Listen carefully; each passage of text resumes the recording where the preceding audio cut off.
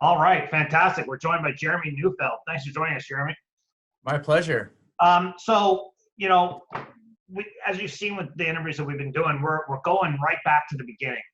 So how did you get started with basketball?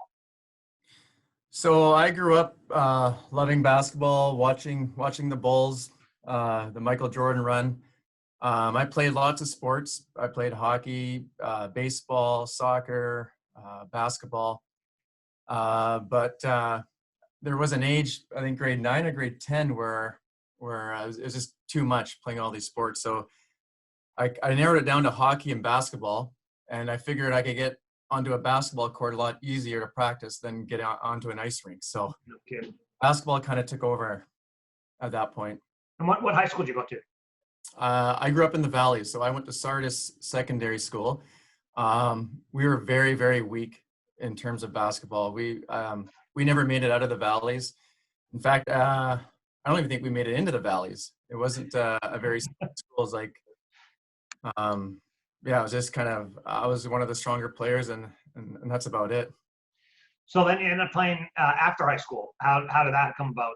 Yeah, so after high school, actually an interesting story. I tried out for the U19 provincial team, and I was coached by Virgil Hill. And I did not make the team. And I guess Virgil had some feedback from other coaches saying, "Hey, this Jeremy Neufeld guy, he didn't make the team. Are you sure? I think you should give him another chance." And in my mind, I'm like, I can compete with these guys. I was very shocked. I was very surprised because I thought I could compete with it if I was one of the better players. Anyways, Virgil called me again and invited me to a practice. And then after practice, he pulled me aside and goes, "Whoa, I think we made a mistake." So I ended up playing on the U19 team. I ended up starting on the team, and actually winning an all-star at the nationals, and we won nationals that year. Oh my goodness! Winning the gold medal at nationals, and that kind of triggered my post-secondary career. So I went to UFV for 2 years under Pat Lee. And then Virgil at the time was at SFU coaching with Scott Clark, and Virgil, but at that time UFV was a college. It was called UCFV, University College. And so SFU recruited me to go up to Simon. And so I played at Simon in my third year, and Simon Fraser was an NAIA school at the time. So I played NAIA for 1 year. And then they went over to the CIS, Canadian League, and I played 2 years, 2 years at the CIS. So I ended up playing a 5-year career. So that kind of worked out nicely. Fantastic. So when you were in high school, you literally didn't have any options until after your season when you were playing in the spring to get ready to. So like your high school season finished, nobody's saying, "Jeremy, come play with us." No, no. Pat Lee kind of knew me a little bit because he was Abbotsford, I was Chilliwack, and that. So I tried out for. Yeah, I wasn't really recruited. He said come to tryouts. So I came to tryouts. I ended up starting for UFV for 2 years, and then Virgil was always trying to get me because he knew me from the U19 team, and then he said, "Okay, you can't be playing UFV. You gotta come up to SFU." And they offered me a nice little deal in terms of school and scholarship money and stuff. So I went up there. So tell us about that. So you go into UFB, you don't have really much expectation, I would imagine, when you're getting there. And then before you know it, you're starting and you're playing big minutes. What's that like? That's got to be a little bit of like an awakening. Or did you go in there saying like, "I think I can play at this level and I just got to prove it to people"? Yeah, I'm a bit of I was a shy guy at first, and it was kind of intimidating, but I always knew in the back of my mind, like I watched UFV, I watched SFU. I'm like, I can actually play with these guys. I can play with these guys. But I think coming from Chilliwack, at that time, there were no club teams like there are now. And so no one really knew me because our Sardis, growing up and playing at Sardis, We weren't a basketball school at the time. There's no one that could really play, and we didn't win any games. And at that time, the Valley was really strong with Mowat, MEI, and Abbey, and so no one really knew Sardis. No one, they heard of me a little bit, but yeah. And then once I kind of went to UFV, I went in there like, okay, I know I can play against these guys. Nobody knew me. Pat Lee knew me a little bit, and right from the tryouts, I started to excel, and I got a starting position right away. So you do well. How's your team do when you're at UFV? At UFV, we were again. That was when they were in the college league, and we were the top two kind of in BC. There was Langara and us, and Langara at the time had Aaron Mitchell and Randy Knorr, and we went back and forth with them. I think we came second. The 2 years that I played there, we missed both years by one loss going into nationals. Unreal. Well, I mean, what a pleasant surprise to be able to get those opportunities after not really thinking maybe it's going to happen. So you end up going to Simon. What do you take while you're in university, academically? Well, I originally went to university so I could play basketball, not so I could go to school. That was the whole reason to go to university, was to keep playing basketball. But I actually obviously went to classes, and actually enjoyed some of the classes I took. I took kinesiology, and so a lot of it was body movement and learning about the anatomy. And so I was really interested in that kind of thing. And then I thought, okay, what am I going to do? I need a degree. I need to do something here. So I decided that, okay, teaching, getting back into basketball, coaching, and PE is something that I was interested in. And so I worked towards a teaching degree. So actually, after my years playing at SFU, I had one more year of school because I had to get my 1 year teaching degree, but my playing career was done. I had no more eligibility. So actually my teaching degree year, I went back and I helped Scott Clark coach the men's team at SFU as I finished off my PDP, my teaching degree. That's fantastic. Going from UFV to SFU was just like I think my first game at SFU was University of New Mexico. It was their opening game, and there was over 15,000 people watching. So I went from UFV, a couple hundred people watching, and I'm going in. I'm like new to this, and I go in, and we're on the way to the stadium. We're on the radio. They're talking about our team on the radio. I'm like, yeah, this Canadian team's coming down. NAIA, it's our home opener, and they're like a sea of red and white. And I'm walking out, holy geez, 15,000 people. This is a bit of a difference. So it was unreal experience. I'm glad I got the experience playing in the American League, and then also the Canadian League, where I got to, have that fifth and final season, an extra season. Yeah, it's a big deal. I think from an academic standpoint and from a life standpoint, getting that fifth year, especially if you're enjoying yourself, it's a huge advantage to have. I think sometimes people forget about that fifth year, and I think it's a big deal. So you go get your PDP, and then you finish school. You coach a year with Scott Clark. That's got to be an interesting experience. He's known around coaching as a master technician kind of deal, and he really gets that to the nose of basketball. Tell us a little bit about that from a coaching standpoint. What was that learning the inside? Obviously, you're on the team, but learning like the behind the scenes, what that looks like. Yeah. Well, Scott was a very good mentor for me. He's a very passionate guy. A lot of people don't only see him in games, and they know that he's very passionate. But what a lot of people don't know about Scott Clark is he's brilliant with the X and O's and strategy and things like that. So I learned a lot. The thing I learned a lot most from him is the time that he put in to every single game and every single practice. I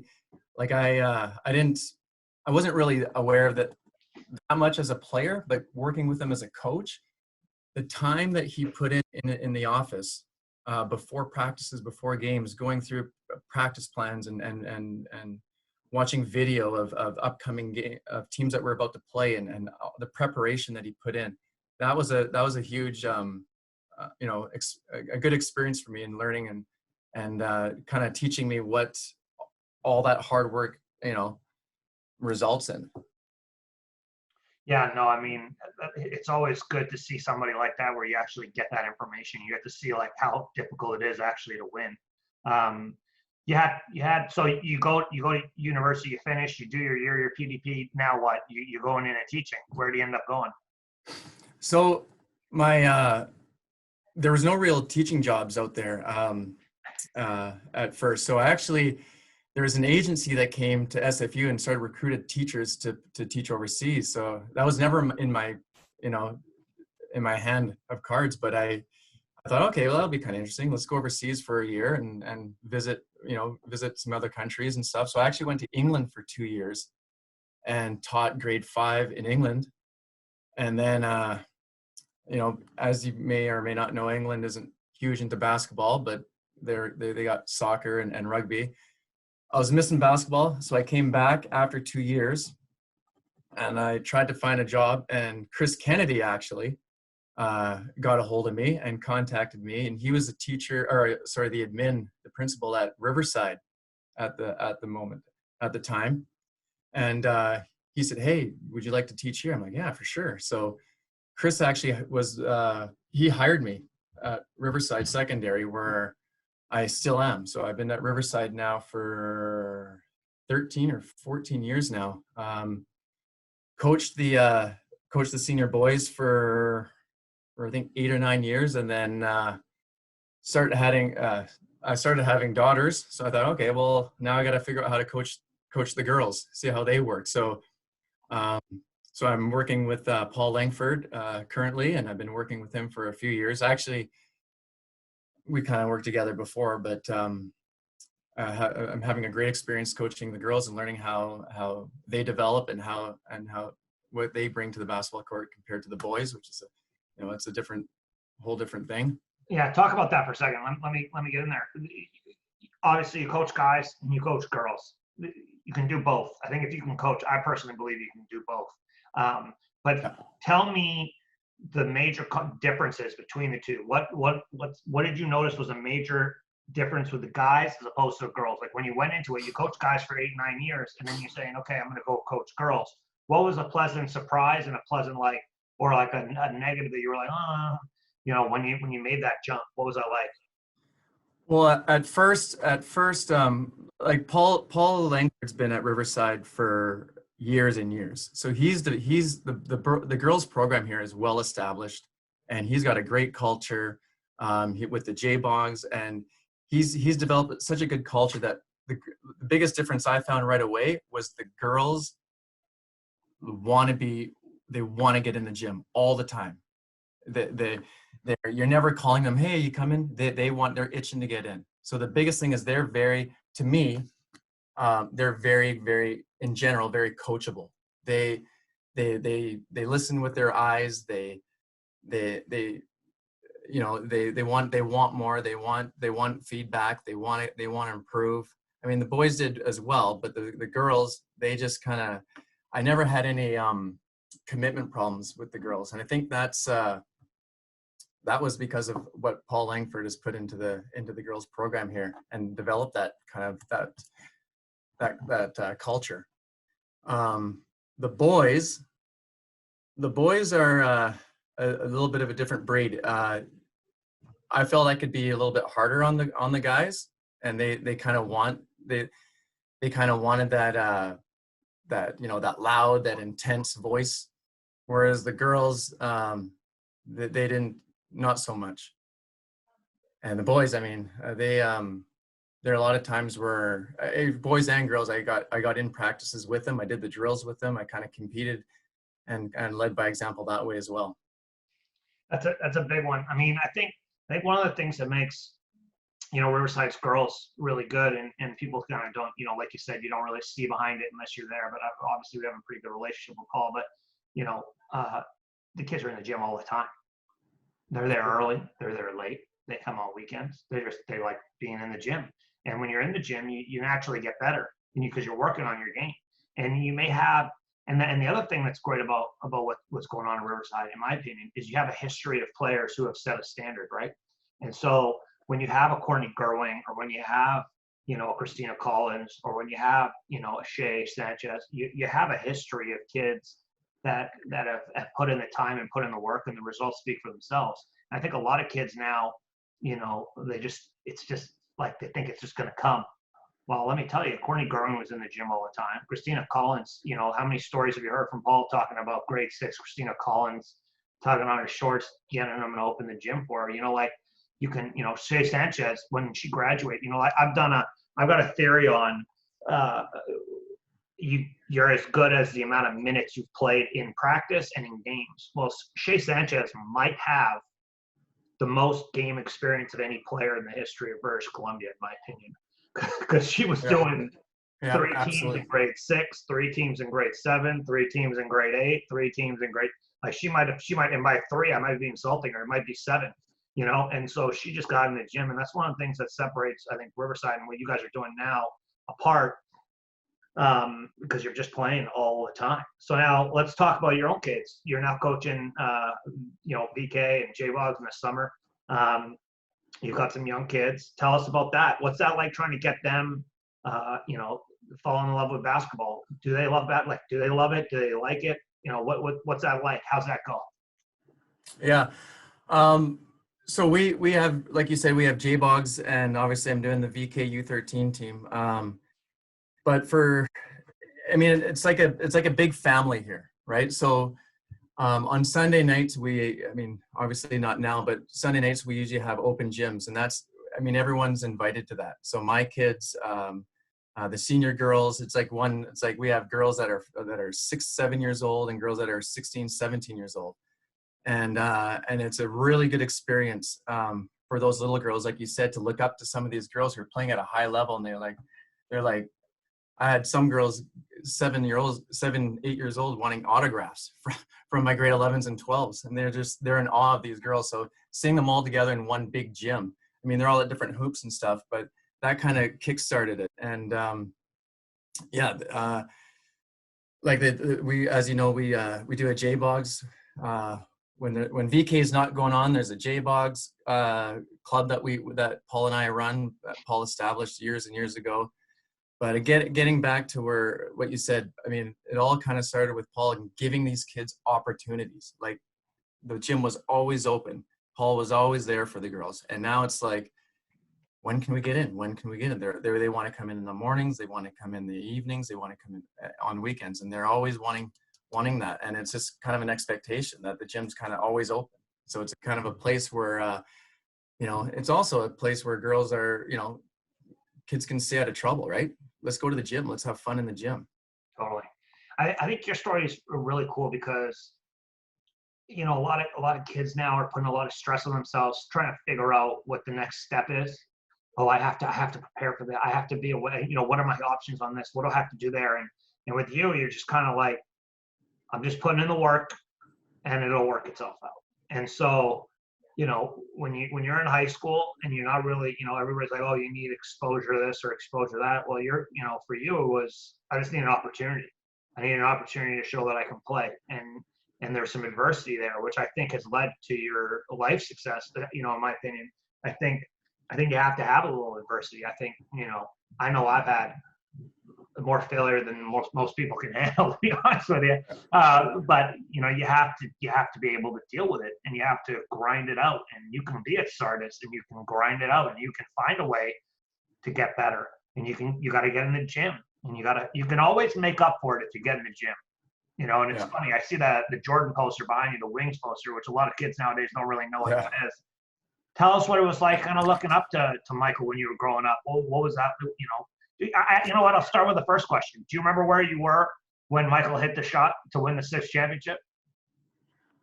I think I was at home. And I was the biggest Bulls fan. Like I remember when the Bulls came to Vancouver, and I was at the game. I can't remember what I paid for the tickets, but I know I was on center court, upper deck, center court, first row, and I was just like, I was in awe. Like it was like magic watching those guys. And I know I keep telling Annabelle, my daughter, is like, you don't even understand. Like you got Anthony Beiruti's getting these guests for you guys, WNBA players and national team.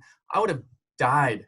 I would have killed to have those guests back when I was a kid. We never got that exposure.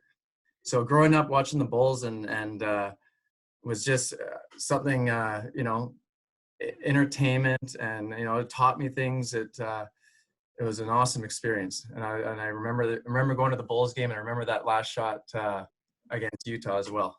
It's funny, man. Like, you look through sport. You watch a lot of sport. I've watched a lot of sport.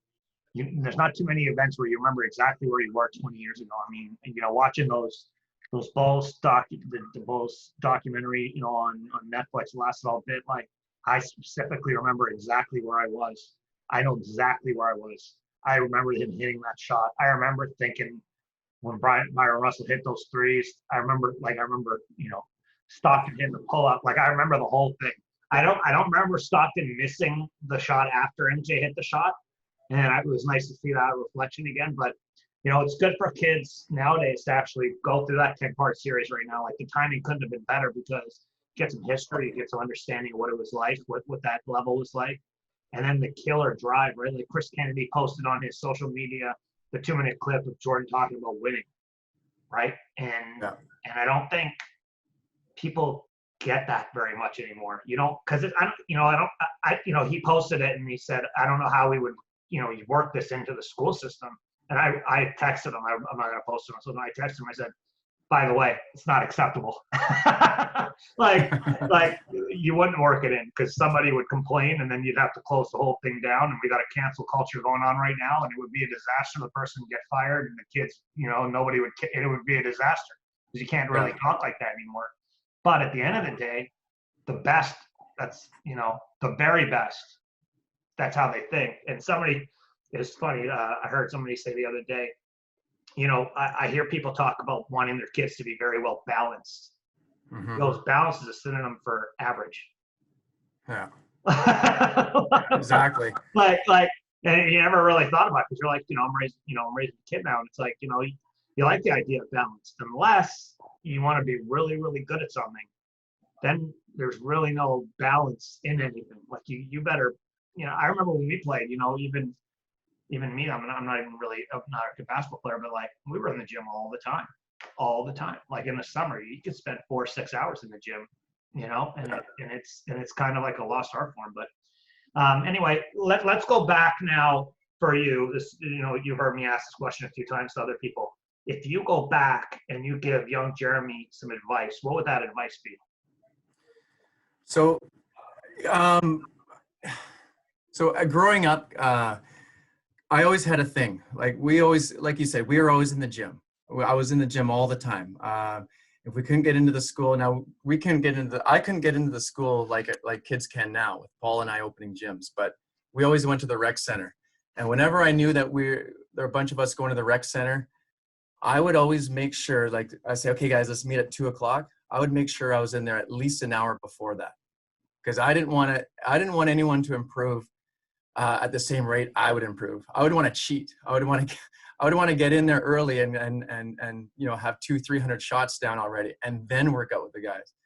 But my advice would be to have a bit of a routine before you train, like before practice, before a game, before you go to the rec center to meet people. Have a bit of a routine. So my routine was I had to take 200 shots.